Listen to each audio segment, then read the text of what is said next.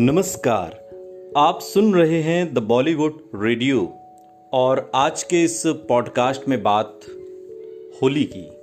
होली राज कपूर की वो होली पार्टी जिसका इंतज़ार सभी सितारे किया करते थे और बॉलीवुड की सबसे मशहूर होली थी।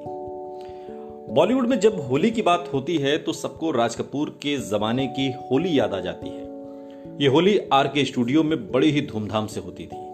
इसकी शुरुआत पृथ्वीराज कपूर ने की और इस जश्न का आयोजन राज कपूर के समय तक चला। आरके स्टूडियो की होली का सबको इंतजार रहता था। जिसे राज कपूर के यहाँ से होली में शामिल होने का मौका मिलता था उसे बड़ा कलाकार माना जाता था। आरके स्टूडियो की इस होली के जश्न में नरगिस, वैजंती माला, हेमा मालिनी, धर्मेंद्र, दिलीप कुमार, मनोज कुमार, राजेंद्र कुमार, जितेंद्र, दारा सिंह, ये लंबी लिस्ट है।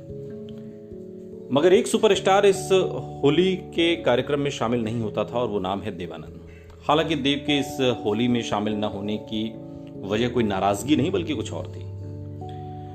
देवानंद बॉलीवुड की उस चर्चित होली में इसलिए शामिल नहीं होते थे क्योंकि उन्हें होली खेलना पसंद नहीं था और उनकी इस भावना का ध्यान रखते हुए राज कपूर ने भी कभी देवानंद से होली के इस जश्न में शामिल होने की जिद नहीं की। होली के दिन शाम को राज कपूर से मिलने किन्नर आते थे और वो उनके साथ होली का जश्न मनाते थे। जश्न की खास बात यह होती थी कि इस होली समारोह में सभी को अपनी प्रतिभा दिखाने का मौका मिलता था।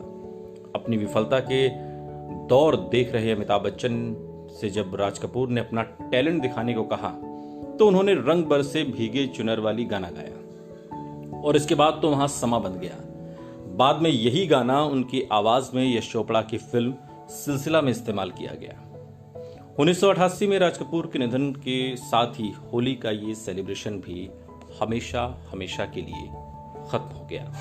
लेकिन आज भी उस दौर के सितारे राज कपूर साहब की होली को याद करते हैं। वो होली जिसमें खूब धमा चौकड़ी होती थी, बिल्कुल वैसे जैसे आप और हम होली खेलते हैं, जिसमें अमीर गरीब किसी तरह का कोई भेदभाव नहीं होता।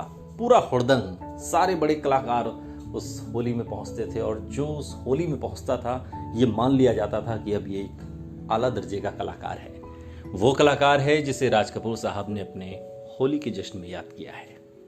सुनते रहिए द बॉलीवुड रेडियो, सुनता है सारा इंडिया।